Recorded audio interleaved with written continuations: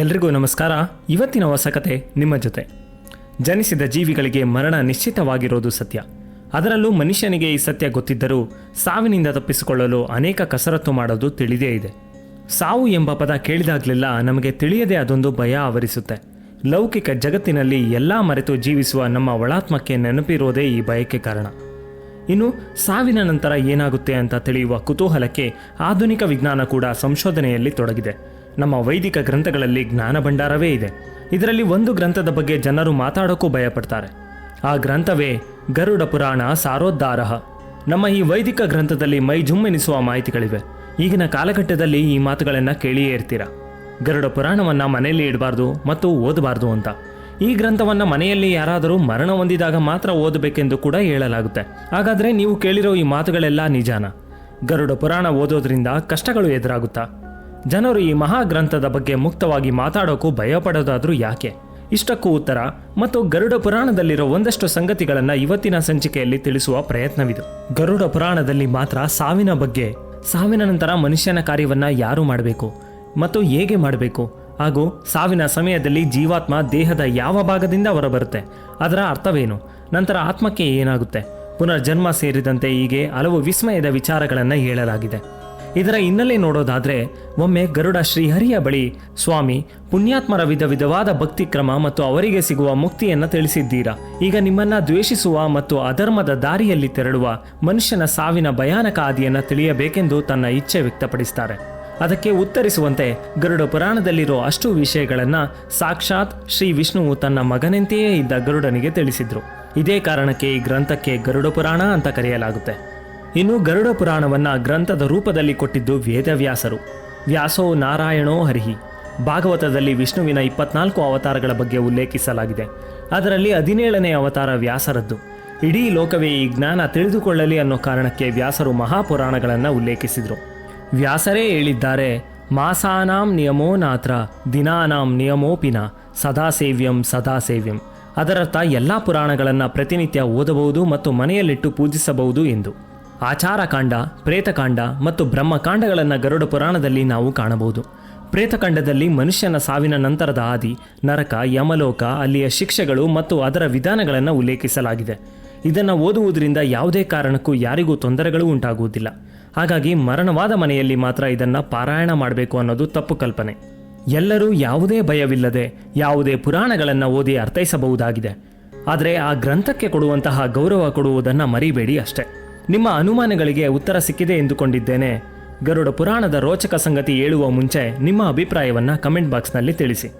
Video ಇಷ್ಟವಾದರೆ like ಮಾಡಿ, ನಮ್ಮನ್ನು ಬೆಂಬಲಿಸೋದಕ್ಕೆ ಒಂದು ಕತೆ ಹೇಳ ಚಾನಲನ್ನು ಸಬ್ಸ್ಕ್ರೈಬ್ ಮಾಡಿ ಮತ್ತು ಹೊಸ ವಿಡಿಯೋಗಳ ನೋಟಿಫಿಕೇಷನ್ಗಳಿಗಾಗಿ ಬೆಲ್ ಐಕಾನ್ ಮೇಲೆ ಕ್ಲಿಕ್ ಮಾಡಿ.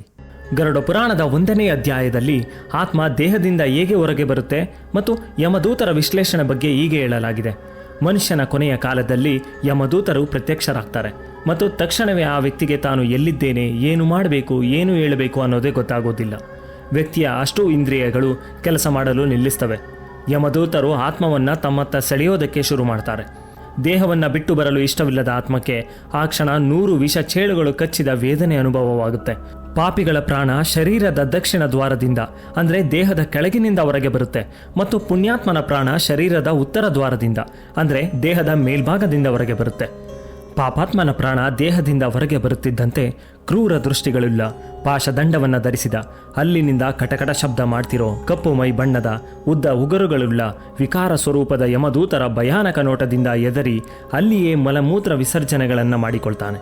ಇಲ್ಲಿ ಮತ್ತೊಂದು ವಿಷಯವೇನೆಂದರೆ, ಇದೇ ಯಮದೂತರು ಪುಣ್ಯಾತ್ಮನಿಗೆ ಸಕಲ ಸೌಂದರ್ಯದಿಂದ ಒಳ್ಳೆಯ ಉಡುಗೆ ತೊಟ್ಟು ಒಳ್ಳೆಯ ಮಾತುಗಳಿಂದ ಕಾಣಿಸಿಕೊಳ್ತಾರೆ. ಇನ್ನು ಭಯಾನಕ ನೋಟದಿಂದಲೇ ಎದರಿಸಿ ಪಾಪಾತ್ಮನ ಕುತ್ತಿಗೆಗೆ ಪಾಶ ಬಿಗಿದು ನರಕಕ್ಕೆ ಎಳೆದೊಯ್ತಾರೆ. ಅಲ್ಲಿಂದ ಶುರುವಾಗುತ್ತೆ ಯಮಪುರಿಗೆ ತೆರಳುವ ಭಯಂಕರ ಬೀಭತ್ಸವಾದ ಪಯಣದ ಹಾದಿ.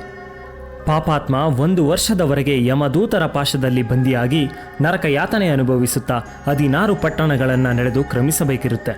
ಇದರ ಸರಿಯಾದ ಲೆಕ್ಕವು ಗರುಡ ಪುರಾಣದಲ್ಲಿ ನಮಗೆ ಸಿಗುತ್ತೆ. ಯಮಪುರಿಗೆ ಹೋಗುವ ದಾರಿ 86,000 ಯೋಜನೆಯ ದೂರವಿದ್ದು ವೈತರಣಿ ಎಂಬ ನದಿಯೂ ಇದೆ. ಪ್ರತಿದಿನ ಹಗಲು ರಾತ್ರಿ ಎನ್ನದೆ 247 ಯೋಜನೆಗಳಷ್ಟು ದೂರ ಬೇರೆ ದಾರಿ ಇಲ್ಲದೆ ನಡೆಯಲೇಬೇಕು. ಅಂದಾಗೆ 1 ಯೋಜನಕ್ಕೆ 12 ಮೈಲಿಗಳು. ಅದೇ 1 ಮೈಲಿ 1.61 ಕಿಲೋಮೀಟರ್ಗೆ ಸಮ. ಇನ್ನು ಯಮಪುರಿಗೆ ಕ್ರಮಿಸುವ ಮಾರ್ಗ ಮಧ್ಯೆ ಹಾದು ಹೋಗುವ 16 ಪಟ್ಟಣಗಳ ಹೆಸರನ್ನು ಕ್ರಮವಾಗಿ ಉಲ್ಲೇಖಿಸಲಾಗಿದೆ. ಸೌಮ್ಯ, ಸೌರಿಪುರ, ನಗೇಂದ್ರ ಭವನ, ಗಂಧರ್ವನಗರ, ಶೈಲಾಗಮ, ಕ್ರೌಂಚ, ಕ್ರೂರ, ವಿಚಿತ್ರ ಭವನ, ಭವ್ವಪಾದ, ದುಃಖದ, ನಾನಾಕ್ರಂದಪುರ, ಸುತಪ್ತ ಭವನ, ರೌದ್ರ, ಪಯೋವರ್ಷಣ, ಶೀತಾಢ್ಯ ಮತ್ತು ಬಹುಭೀತಿ ಘರ್ಮಭವನ ಈ ಪಟ್ಟಣಗಳನ್ನು ದಾಟಿ ಬಂಧು ವರ್ಗದವರನ್ನ ಕೂಗುತ್ತಾ ತನ್ನ ಕೆಟ್ಟ ಕರ್ಮ ನೆನೆದು ದೂತರ ಪಾಶದಿಂದ ನರಳಿ ಗೋಳಾಡುತ್ತಾ ಪಾಪಾತ್ಮನು ಯಮಲೋಕ ತಲುಪ್ತಾನೆ. 2ನೇ ಅಧ್ಯಾಯದಲ್ಲಂತೂ ಈ 16 ಪಟ್ಟಣಗಳಲ್ಲಿ ಕೇಳಲು ಕಷ್ಟವೆನಿಸುವ ಪ್ರತಿ ಮಾಹಿತಿಯನ್ನು ನೀಡಲಾಗಿದೆ. ಇಡೀ 2ನೇ ಅಧ್ಯಾಯದಲ್ಲಿ ಇದರ ಮಾಹಿತಿಗಳೇ ತುಂಬಿ ಹೋಗಿದೆ. ಇದನ್ನು ಹೇಳಲು ಒಂದು ಪೂರ್ತಿ ಸಂಚಿಕೆಯೇ ಬೇಕು. ತಿಳಿದುಕೊಳ್ಳುವ ಕುತೂಹಲವಿದ್ದಲ್ಲಿ ಕಮೆಂಟ್ ಬಾಕ್ಸ್ನಲ್ಲಿ ನಮಗೆ ತಿಳಿಸಿ. ನಂತರ ತೃತೀಯ ಅಧ್ಯಾಯದಲ್ಲಿ ಸರ್ವಜ್ಞನಾದ ಚಿತ್ರಗುಪ್ತ ಹೇಗೆ ಕೋಟಿ ಕೋಟಿ ಮನುಷ್ಯರ ಪಾಪ ಕರ್ಮಗಳನ್ನು ತಿಳಿದಿರ್ತಾನೆ ಅನ್ನೋದಕ್ಕೆ ಉತ್ತರವಿದೆ. ಬ್ರಹ್ಮನ ಮಕ್ಕಳಾದ ಶ್ರವಣ ದೇವತೆಗಳು, ಇವರುಗಳ ಪತ್ನಿಯರು ಶ್ರವಣಿಯರು. ಇವರು ಸ್ವರ್ಗ, ಭೂಮಿ ಮತ್ತು ಪಾತಾಳಗಳಲ್ಲಿ ಸಂಚಾರ ಮಾಡ್ತಾರೆ.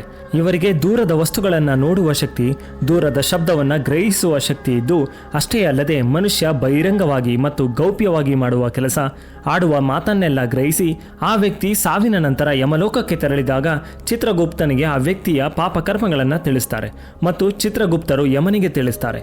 ಇದೇ ಅಧ್ಯಾಯದಲ್ಲಿ ಶ್ರೀ ವಿಷ್ಣು ಗರುಡನಿಗೆ 84 ಲಕ್ಷ ನರಕಗಳಿದ್ದು ಅವುಗಳಲ್ಲಿ ಹೆಚ್ಚು ದುಃಖವುಳ್ಳ 21 ಪ್ರಧಾನ ನರಕಗಳ ಹೆಸರನ್ನು ಹೇಳಿದ ಉಲ್ಲೇಖವಿದೆ. ಅದರಂತೆ ತುಮಿಸ್ರ, ಲೋಹಶಂಕು, ರೌರವ, ಮಹಾರೌರವ, ಶಾಲ್ಮಲಿ, ಕುಡ್ಮಲ, ಕಾಲಸೂತ್ರಕ, ಪೂತಿ ಮೃತ್ತಿಕ, ಸಂಗಾತ, ಲೋಹಿತೋದ, ಸವಿಷ, ಸಂಪ್ರತಾಪನ, ಮಹಾನಿರಯ, ಕಾಕೋಲ, ಸಂಜೀವನ, ಮಹಾಪತ, ಅವೀಚಿ, ಅಂಧತಾಮಿಸ್ರ, ಕುಂಭೀಪಾಕ, ಸಂಪ್ರತಾಪನ ಮತ್ತು ತಪನ ಇವೇ ಆ 21 ಪ್ರಧಾನ ನರಕಗಳಾಗಿದ್ದು ವಿಧ ವಿಧವಾದ ಕರ್ಮಫಲಗಳಿಗೆ ತಕ್ಕಂತೆ ಪಾಪಾತ್ಮನನ್ನ ಇಲ್ಲಿಗೆ ಕಳುಹಿಸಲಾಗುತ್ತೆ. ಯಾವ ಯಾವ ತಪ್ಪಿಗೆ ಯಾವೆಲ್ಲ ಶಿಕ್ಷೆಗಳು ಸಿಗುತ್ತವೆ ಎಂದು ಕೂಡ ಈ ಗ್ರಂಥದಲ್ಲಿ ತಿಳಿಸಲಾಗಿದೆ.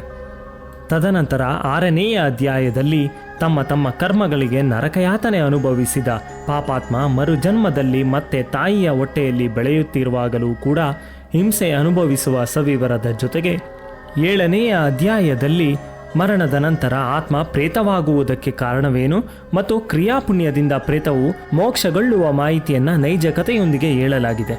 ಮುಂದಿನ ಅಧ್ಯಾಯದಲ್ಲಿ ಮರಣದ ನಂತರ ಮಕ್ಕಳು ಯಾವ ರೀತಿಯಿಂದ ಸಂಸ್ಕಾರ ಮತ್ತು ಕಾರ್ಯಗಳು ಮಾಡಬೇಕೆಂಬ ವಿಧಾನ, ಮರಣಿಸಿದ ದೇಹದ ಅಂತ್ಯಕ್ರಿಯೆಗಳ ವಿಧಾನಗಳನ್ನು ಉಲ್ಲೇಖಿಸಿದ್ದಾರೆ.